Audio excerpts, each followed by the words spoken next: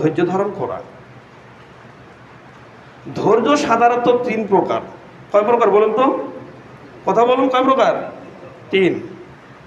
এক, বিপদে আপদে ধৈর্য ধারণ করা। দুই, আমলে সলে করতে গিয়ে ধৈর্য ধারণ করা, মানে যে কোনো সৎ কাজ করতে গিয়ে ধৈর্য ধারণ করা। তিন, আমলে খবিস, খারাপ আমল করতে গিয়ে যেটা না করার জন্য ধৈর্য ধারণ করা। এই তিনটি হচ্ছে ধৈর্যের প্রকার। এক নম্বর হচ্ছে বিপদে আপদে ধৈর্য ধারণ করা। দুই নম্বর হচ্ছে সৎ আমল যখন আপনি করতে যাবেন সেখানে ধৈর্য ধারণ করতে হবে। আপনি বলছেন এতদিন নামাজ আদায় করলাম, এতদিন সিয়াম পালন করলাম, কই কোনো তো ফল তো পাইলাম না, তাহলে আপনার ধৈর্য নেই। কথা বুঝতে পারছেন? তাহলে আমল করতে গেলেও ধৈর্যের প্রয়োজন আছে। নিয়ত করেছেন আমি প্রতি বৃহস্পতিবারে সিয়াম পালন করব, নফল সিয়াম, সোমবারে সিয়াম পালন করব, নফল সিয়াম। আপনি হয়তো দেখে গেছে 2-3 সপ্তাহ করেছেন, এরপরে আপনি করছেন না। কেন? আপনি ধৈর্য হারিয়ে ফেলেছেন, আপনার ধৈর্য নেই। আপনি মনে করছেন যে এতগুলো মানুষ করে না, শুধু আমি করব, থাক, অত প্রয়োজন নেই। মানে আপনি ধৈর্যের উপরে টিকতে পারলেন না। তাইলে আমল করতে গেলেও ধৈর্যের প্রয়োজন। রাসূলুল্লাহ সাল্লাল্লাহু আলাইহি সাল্লাম বলেছেন 3 শ্রেণীর চক্ষু জাহান্নামকে দেখবে না। 3 শ্রেণীর চক্ষু জাহান্নামে যাবে না। তো একটি জান্নাত আর একটি জাহান্নাম। তাহলে যদি জাহান্নামে না যায় সেই চক্ষু, তাহলে কোথায় যাবে? জান্নাতে। তাহলে চক্ষু যদি জান্নাতে যায় তাহলে সেই ব্যক্তিও জান্নাতে যাবে। বলুন সুবহানাল্লাহ। তো 3 শ্রেণীর চক্ষুর মধ্যে রাসূল সাল্লাল্লাহু আলাইহি সাল্লাম বলেন ওই শ্রেণীর চক্ষু যেই শ্রেণীর চক্ষু আল্লাহ রাস্তায় পাহারা দেয়। আল্লাহ রাস্তায় পাহারা দেয় মানে রাতের বেলা উঠে 2 হাত তুলে আল্লাহর কাছে দোয়া করছেন, আল্লাহর কাছে কান্নাকাটি করছেন, মানে আপনি আল্লাহ রাস্তায় রয়েছেন। আর অনেক মানুষ ঘুমন্ত অবস্থায় রয়েছে, এটা হচ্ছে আপনি আল্লাহ রাস্তায়। এই চক্ষু জাহান্নামে যাবে না। 2 নম্বরে রাসূল সাল্লাল্লাহু আলাইহি সাল্লাম বলছেন ওই চক্ষু জাহান্নামে যাবে না যেই চক্ষু আল্লাহর জন্য কাঁদে। আল্লাহর জন্য যেই চক্ষু কাঁদার পরে 1 ফোঁটা চোখের পানি ফেলতে পারে, এই চক্ষু যে আল্লাহর কাছে কত দামি, এই চক্ষু যে আল্লাহর কাছে কত দামি, এর মধ্যে রাসূল সাল্লাল্লাহু আলাইহি সাল্লাম আরেকটি হাদিসে বলেছেন 2টি ফোঁটা রয়েছে এই পৃথিবীতে, এই দুনিয়াতে। এই 2টি ফোঁটা আল্লাহর কাছে যত দামি, যত প্রিয়, এইরকম আর কোনো কিছু ফোঁটা আল্লাহর কাছে প্রিয় হতে পারে না।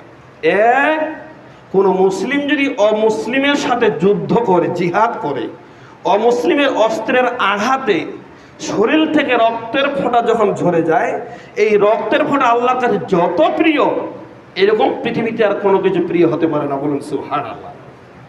2 নম্বরে রাসূল সাল্লাল্লাহু আলাইহি সাল্লাম বলছেন আরেকটি ফোঁটা হচ্ছে ওই ফোঁটা যেই চোখের পানির ফোঁটা আল্লাহর কাছে কাঁদার জন্য চোখের পানি থেকে 1 ফোঁটা চোখের পানি বের করতে পারে। এই চোখের পানির ফোঁটা আল্লাহর কাছে যত প্রিয়, এরকম প্রিয় আর আল্লাহর কাছে কোনো কিছু হতে পারে না। বলুন সুবহানাল্লাহ। তো আপনি না হয় বর্তমান অমুসলিমের সাথে মুসলমান রাষ্ট্রের যুদ্ধ, আপনি ওখানে অংশগ্রহণ করতে পারছেন না। যখন কোনো মুসলিম রাষ্ট্র মুসলিম রাষ্ট্রের সাথে যুদ্ধ ঘোষণা করবে তখন আপনাকে জিহাদে অংশগ্রহণ করতে হবে। রাষ্ট্রদূত নেতা ছাড়া, রাষ্ট্রের আমির ছাড়া, রাষ্ট্রের নেতা ছাড়া কোনো যুদ্ধ হতে পারে না। একটা জিনিস খেয়াল রাখবেন। তো যেটা বোঝাতে চাচ্ছিলাম, তা বর্তমান না হয় আমরা জিহাদে যেতে পারছি না, কারণ ওই রকম একজন মুসলিম রাষ্ট্র আর একজন অমুসলিমের সাথে যুদ্ধ হয় না। কিন্তু চোখের পানি বের করাটা সকলের জন্য চেষ্টা করলে পারবে। কি পারবে না? এটি সহজ। শুধু আজকেই রাতেই ওযু করে 2 রাকাত সালাত আদায় করে আপনি 2 হাত তুলে দোয়া করেন, সমস্ত মানুষ যখন ঘুমিয়ে তখন আপনি 2 হাত তুলবেন, দেখেন আপনার যত গুনাহ আপনি জীবনে করেছেন সব গুনাহগুলো আপনার অন্তরে চলে আসবে, যে আমি এই পাপ করেছি, এই পাপ করেছি। যখন আল্লাহর কাছে কান্নাকাটি করা আমরা সহজ হয়ে যাবে। বলেন সুবহানাল্লাহ। এই দিনের বেলা 2 হাত তুলে দোয়া করছেন, অতটা আবেগভূত আপনি হতে পারছেন না, কারণ এখানে অনেক মানুষ রয়েছে, বিভিন্ন কলাকৌশল এবং বিভিন্ন সাউন্ড এবং বিভিন্ন আপনার চিন্তা চলে আসতেছে যে আমি তো এখানে বাজারে এসেছি আসলে সালাত আদায় করার জন্য, কিন্তু বাড়িতে যে কী কী খরচ বাদিয়ে দিয়েছে এটা আপনি স্মরণ করছেন। তাহলে আপনার অন্তর কীভাবে কাঁদবে? আর রাতের বেলা 2টার দিকে উঠে যখন আপনি কাঁদবেন তখন আপনার জন্য কাঁদাটা সহজ। কি সহজ হবে না? এই চেষ্টা করুন। তো বলছিলাম সম্মানিত মুসলিম একরাম, তো রাসূল সাল্লাল্লাহু আলাইহি সাল্লাম বলছেন তাহলে 3 শ্রেণীর চক্ষু জাহান্নামে যাবে না। এক শ্রেণীর চক্ষু হচ্ছে ওই শ্রেণীর চক্ষু যেই শ্রেণীর চক্ষু আল্লাহর রাস্তায় পাহারা দেয়। 2 নম্বর যে ওই শ্রেণীর চক্ষু যেই শ্রেণীর চক্ষু হতে চোখের পানির ফোঁটা বের হয়। এটা থাক এটা থাক। 3 নম্বরে রাসূল সাল্লাল্লাহু আলাইহি সাল্লাম বলছেন ওই শ্রেণীর চক্ষু যেই শ্রেণীর চক্ষু কোনো অবলা নারীকে দেখে চক্ষু নিচু করে। আমাদের কিছু কিছু মানুষ এইভাবে একটা মাসালাগতভাবে বিভিন্ন জায়গায় এমনিতে বলে বেড়াচ্ছেন, যেটা হচ্ছে খুবই একটি গুনাহের কাজ। কোনটি? তো এই হাদিসটি যখন বর্ণনা করলেন তখন রাসূল সাল্লাল্লাহু আলাইহি ওয়াসাল্লাম সাহাবীগণ জিজ্ঞাসা করলেন, ইয়া রাসূলুল্লাহ, যদি কখনো কোনো বেহায়া অবলা নারীর দিকে, যুবতী নারীর দিকে আমার চক্ষু চলে যায় তাহলে কি আমি গুনাহগার হব হঠাৎ করে? তখন রাসূল সাল্লাল্লাহু আলাইহি ওয়াসাল্লাম বলছেন, তোমার চক্ষু যাওয়ার সাথে সাথে যখন তুমি বুঝতে পেরেছো যে সামনে কোনো অবলা নারী রয়েছে, যুবতী নারী রয়েছে, তোমার চোখকে তুমি ফিরিয়ে নাও। বলেন সুবহানাল্লাহ। তো এখানে কি আল্লাহ নবী বলেছেন যে একবার দেখাটা জায়েজ? কি এটা কি বলেছেন? এটা তো বলেননি। কিন্তু কিছু কিছু মানুষ বলছে যে একবার দেখাটা জায়েজ আছে। কি আসলে এরকম? এটা একটি নেহাত অন্যায়ের কথা। তো বুঝাতে চাচ্ছিলাম তাহলে যুবতী নারীকে দেখার পরে পরে যে ব্যক্তি চক্ষুটাকে নিচু করবে এই চক্ষু জাহান্নামে যাবে না, যা রাসূল সাল্লাল্লাহু আলাইহি ওয়াসাল্লাম বলেছেন।